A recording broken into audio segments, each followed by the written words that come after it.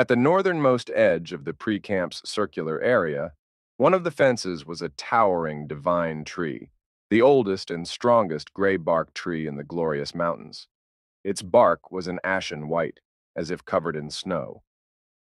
With a diameter of 20 meters, wooden steps were nailed into its trunk, spiraling upwards on the side facing away from the camp.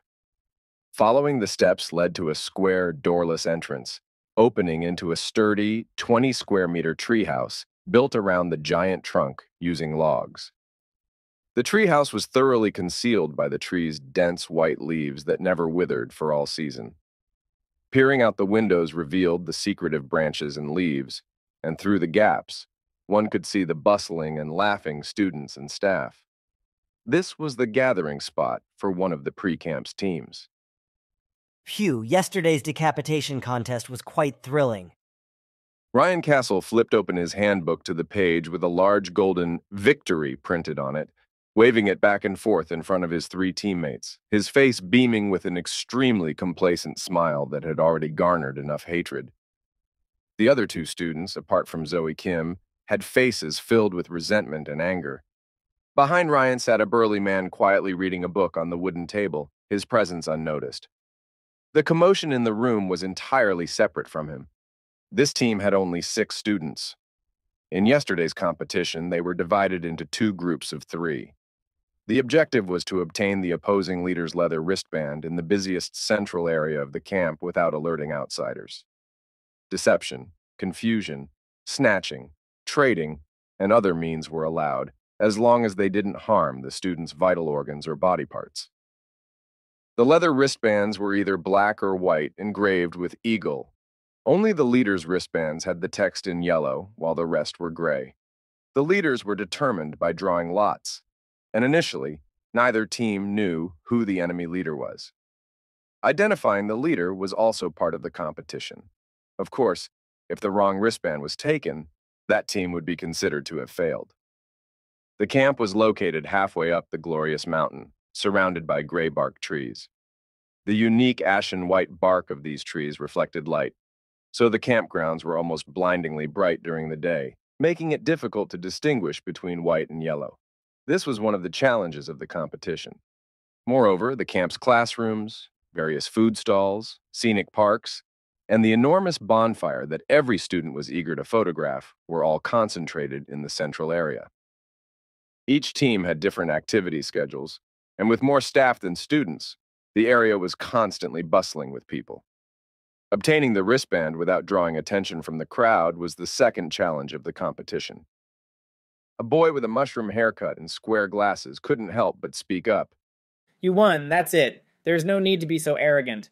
Ha, but this is an extracurricular bonus competition, and it's added to the total score. How can I not show off a little? Lou K. Ryan slowly waved the golden "Victory" in front of the 3. It's dazzling. You want it badly, don't you? The other androgynous, short-haired girl angrily reached out to grab Ryan's booklet, but narrowly missed.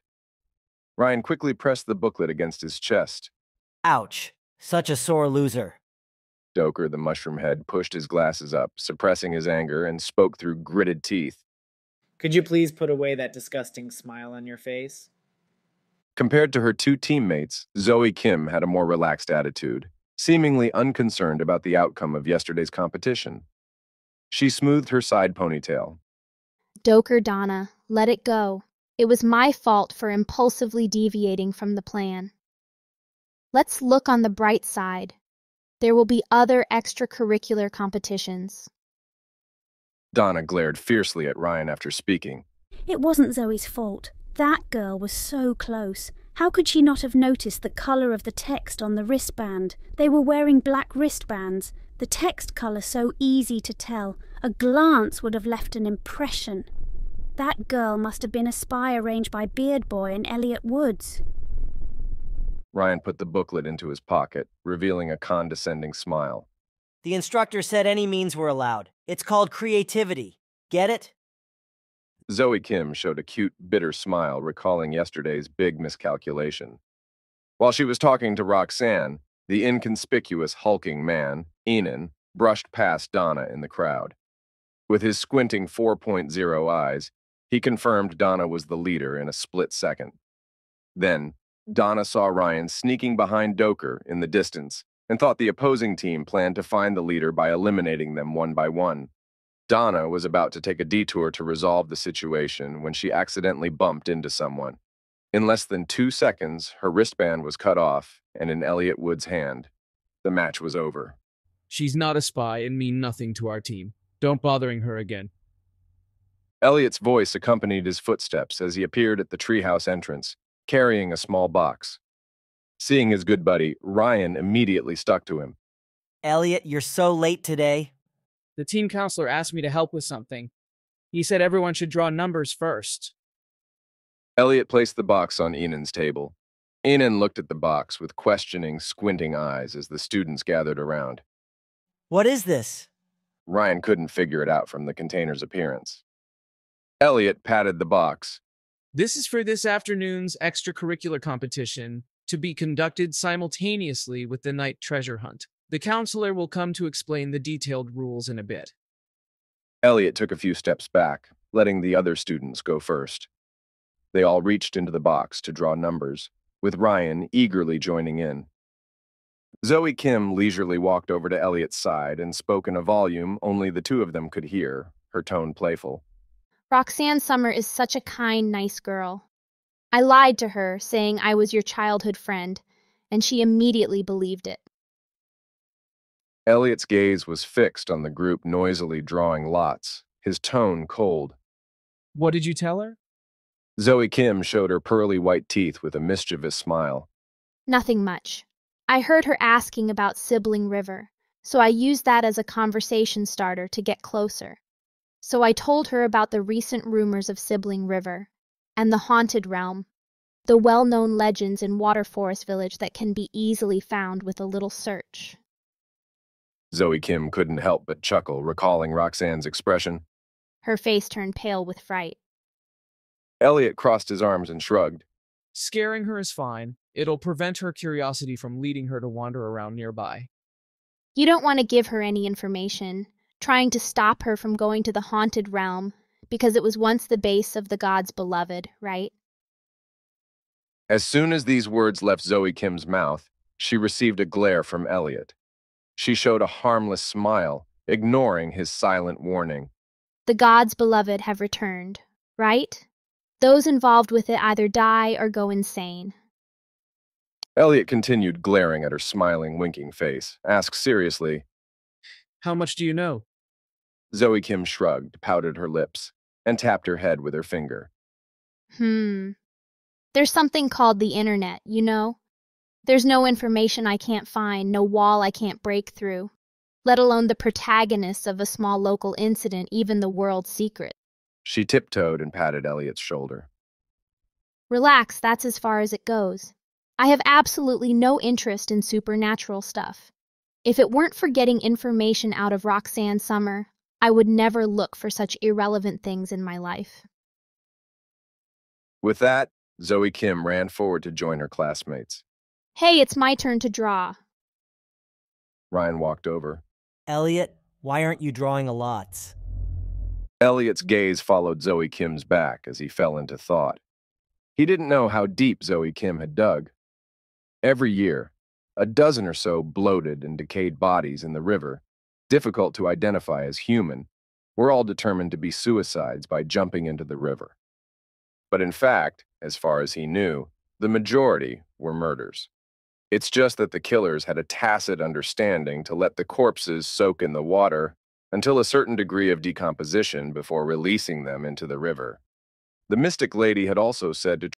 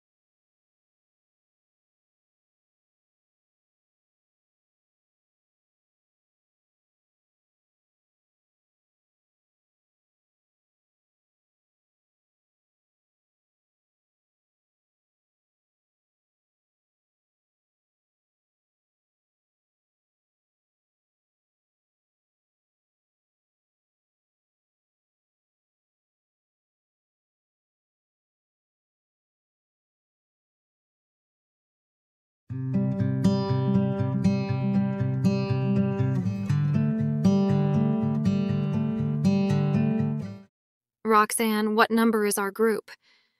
Shira and Roxanne had split up, one to collect the activity materials and the other to get the group pins, agreeing to meet back at the gathering point.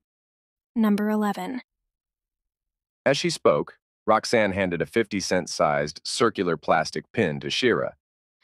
The staff said to pin it on the left arm sleeve. Shira took the pin and couldn't help but complain. Come on.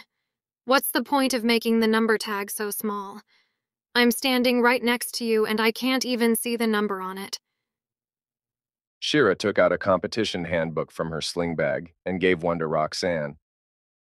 This is as important as the camp handbook.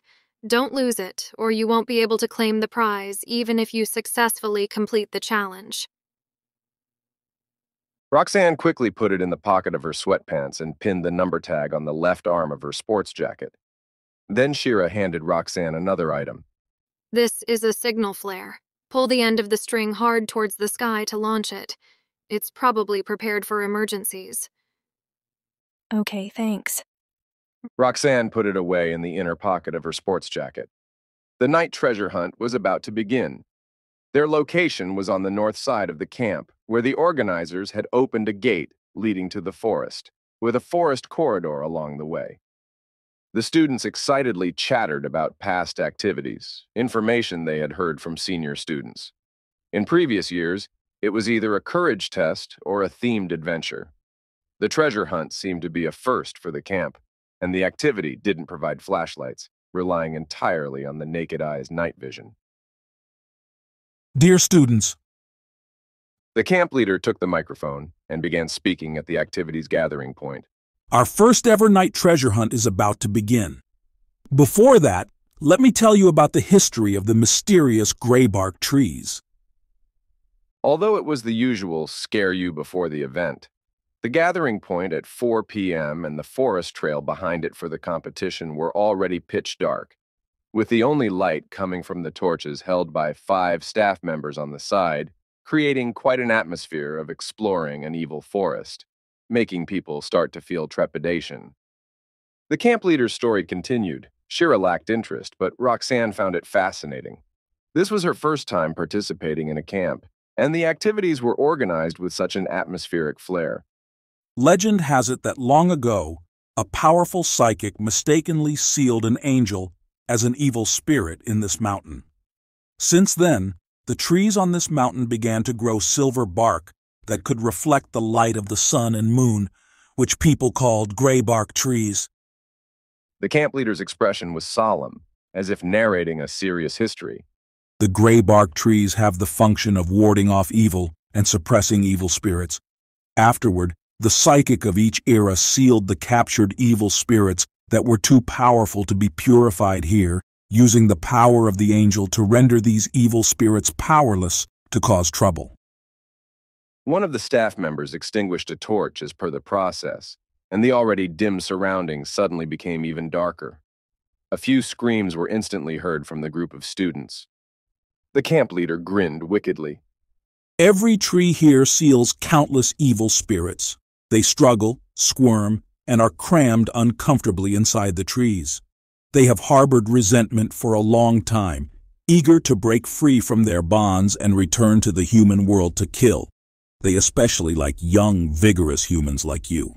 According to statistics, serial killers who have committed cruel and inhuman acts in the past decade have all had ties to this forest.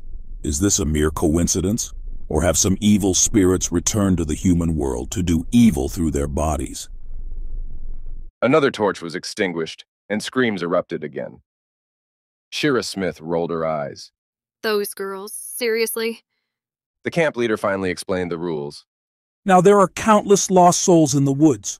Gray ones are innocent souls and black ones are evil spirits.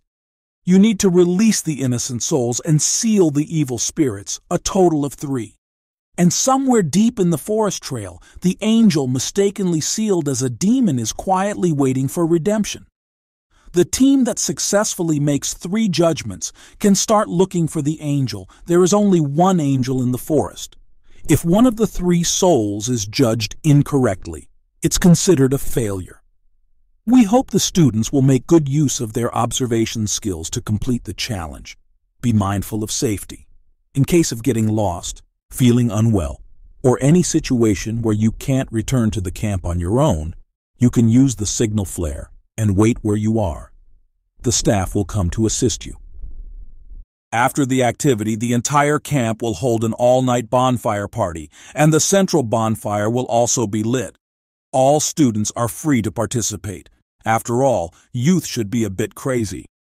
As soon as the camp leader finished speaking, the venue erupted in cheers. But the camp leader's next words made the atmosphere even more feverish. The first team to complete the challenges and find the angel will receive a full-year scholarship for their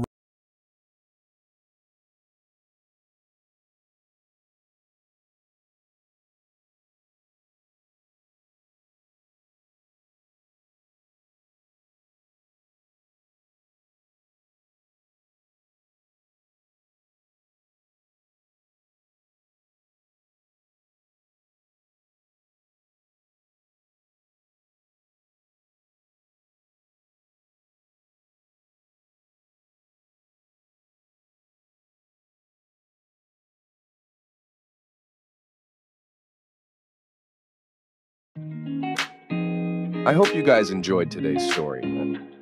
See you until the next episode.